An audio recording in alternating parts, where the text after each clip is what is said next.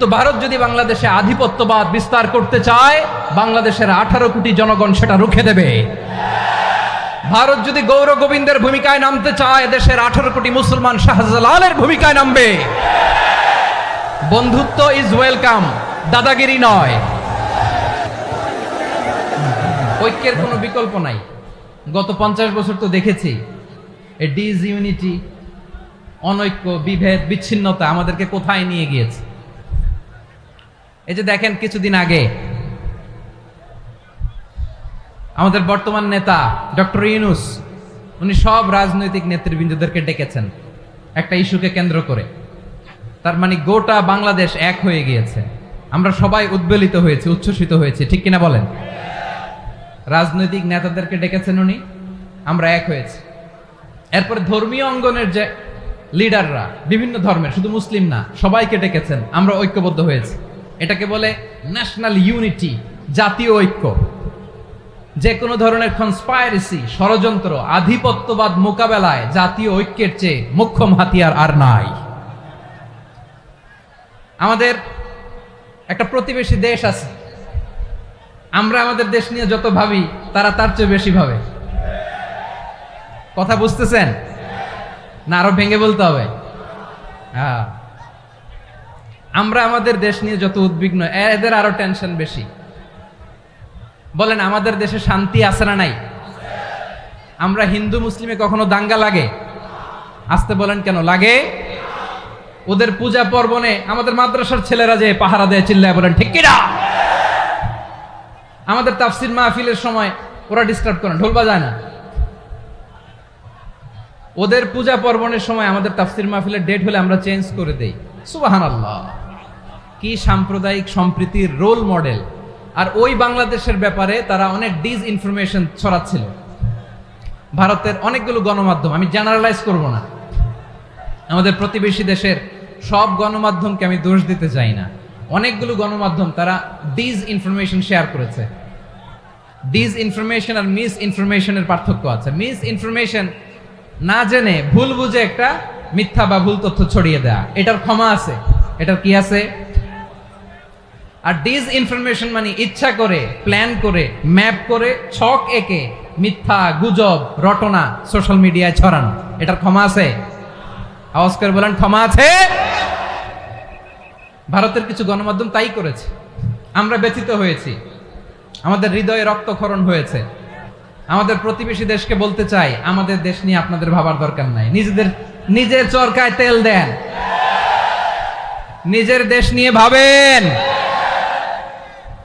গত মাসের voice of আমেরিকার রিপোর্ট, বাংলাদেশে সংখ্যালঘু জনগোষ্ঠী আগের চেয়ে বেশি নিরাপত্তা পাচ্ছে। Report voice of America, Muslim report নাকি?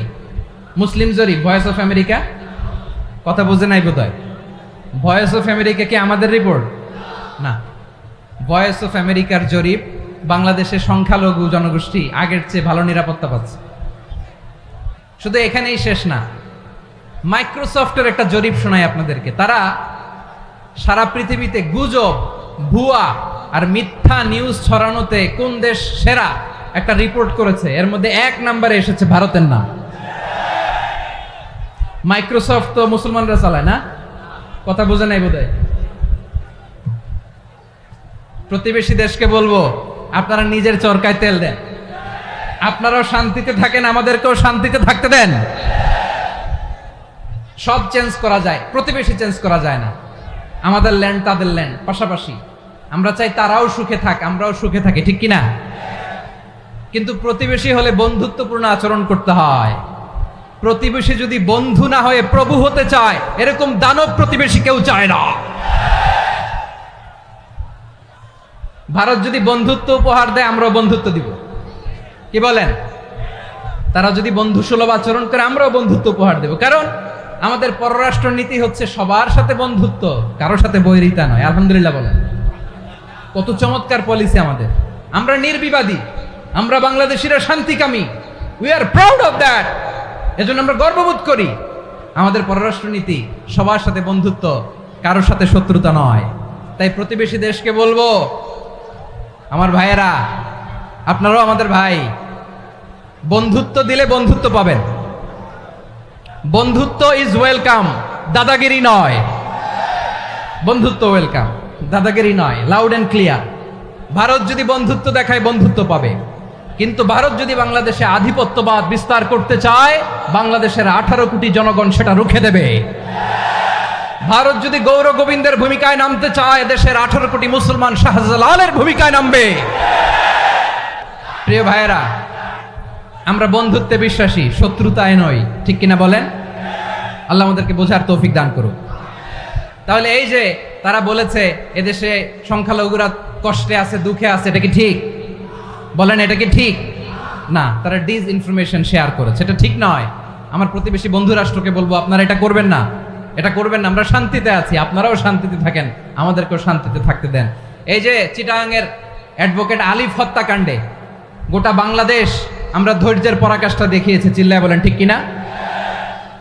আমাদের নেতা আমাদেরকে ডেকেছে, আমরা শান্ত থেকেছি। আমরা শান্ত থাকতে চাই, আমরা ঐক্যবদ্ধ থাকতে চাই। যে কোনো ষড়যন্ত্র রুখে দেওয়ার জন্য ঐক্যবদ্ধ প্রচেষ্টার কোনো বিকল্প নাই। এবার আওয়াজ করে পেকুয়ার ভাইয়েরা বলেন, আমরা ঐক্যবদ্ধ জীবনযাপন করতে চাই কি চাই না? আল্লাহ তাআলা সে নির্দেশনাই দিচ্ছেন।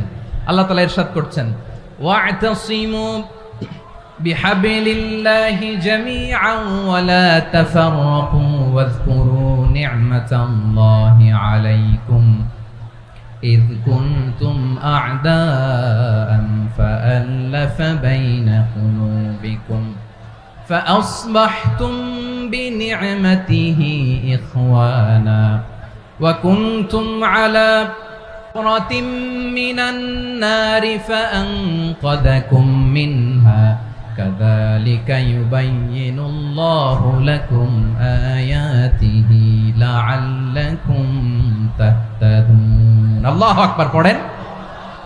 আল্লাহ বললেন, ও গোলামেরা শোনো, ওয়াতাসিমু বিহাবিলিল্লাহি জামিআ, ও আমার গোলামেরা সবাই মিলে আল্লাহর রশিকে আঁকড়ে ধরো। আল্লাহর রশি হলো ইসলাম, আল্লাহর রশি হলো কোরআন। আল্লাহ বললেন, কোরআনকে আঁকড়ে ধরো, ইসলামকে আঁকড়ে ধরো। একা একা আঁকড়ে ধরলে চলবে না, জামিআ সবাই মিলে আঁকড়ে ধরো। এই আদেশটা আমাদের জন্য দান করেছেন কে? আল্লাহ তাআলার নির্দেশ, ওয়াতাসিমু বিহাবলিল্লাহি জামিআ, সবাই মিলে আল্লাহর রশিকে আঁকড়ে ধরো। হাবলুল্লাহ মানে আল্লাহর রশি। হাবলুল্লাহ মানে কি? রশি। এই হাবলুল্লাহ আল্লাহর রশি বা আল্লাহর রজ্জু দ্বারা উদ্দেশ্য হচ্ছে ইসলাম। আল্লাহর রশি দ্বারা উদ্দেশ্য কি? তাফসিরে অনেক ব্যাখ্যা এসেছে। এই এরকম পরিস্থিতিতে তাফসিরের সূক্ষ্ম সূক্ষ্ম বিষয়গুলো আমরা শোনাতে চাই, কিন্তু পরিবেশ হয়ে ওঠে না। আল্লাহর রজ্জু বা আল্লাহর রশি দ্বারা উদ্দেশ্য হচ্ছে ইসলাম। আল্লাহর রজ্জু বা আল্লাহর রশি দ্বারা উদ্দেশ্য হচ্ছে কোরআন। কারণ কোরআন আমাদেরকে ঐক্যবদ্ধ করে, ইসলাম আমাদেরকে ঐক্যবদ্ধ করে। চিল্লায় বলেন ঠিক কিনা? এজন্য আল্লাহ বললেন, তোমরা আমার রশিকে আঁকড়ে ধরো, বিচ্ছিন্ন হয়ে না। আমার দেয়া নেয়ামতগুলো স্মরণ করো। যখন তোমরা ছিলে শত্রু, তোমাদের মধ্যে হৃদয়ে আমি আল্লাহ ভালোবাসা ঢেলে দিলাম, ফলে তোমরা সবাই ভাই ভাই হয়ে গেলে। তোমরা সবাই ছিলে জাহান্নামের কিনারায়, জ্বলন্ত অগ্নিকাণ্ডের পাশে। আমি আল্লাহ দয়া করে ঈমানের বদৌলতে তোমাদেরকে আগুন থেকে ফেরালাম। আমি আল্লাহ দয়া করে তোমাদেরকে জান্নাতের পথ দেখিয়ে দিলাম। সুবহানাল্লাহ পড়েন। এমন পথ দেখালাম যেই পথ তোমাদেরকে জান্নাতে নিয়ে যাবে, পথের দিশা তোমরা পাবে। লাআল্লাকুম তাহতাদুন। প্রিয় ভাইরা, তাহলে আমাদের যে ঐক্যবদ্ধ থাকতে হবে, এই নির্দেশটা কার? নাকি মন মতো আমি বানায় বলতেছি? আওয়াজ করে বলুন, নির্দেশটা কার? আল্লাহ। তাহলে আমাদেরকে ঐক্যবদ্ধ জীবন যাপন করতে হবে। প্রিয় ভাইরা, ইসলাম আমাদেরকে ঐক্যবদ্ধ করে। ইসলাম আমাদেরকে কি করে? সংঘবদ্ধ করে, ঐক্যবদ্ধ করে। বিচ্ছিন্ন হওয়া যাবে না। বিরোধ, বিচ্ছিন্নতা, মতানৈক্য, এগুলো আমাদেরকে ধ্বংস করে, আমাদেরকে দুর্বল করে। আর আমাদের ঐক্যবদ্ধ প্রচেষ্টা আমাদেরকে বিজয়ের দিকে এক ধাপ এগিয়ে নেয়। চিল্লায় বলেন ঠিক কিনা? এজন্য আল্লাহ বললেন, ওয়াতাসিমু বিহাবলিল্লাহি জামিআ, তোমরা আল্লাহর রশিকে আঁকড়ে ধরো, তোমরা ঐক্যবদ্ধ জীবন যাপন করো, তোমরা বিচ্ছিন্ন হয়েও না। বিচ্ছিন্ন হইলে লস, ঐক্যবদ্ধ হলে সেখানে কল্যাণ আছে না নাই?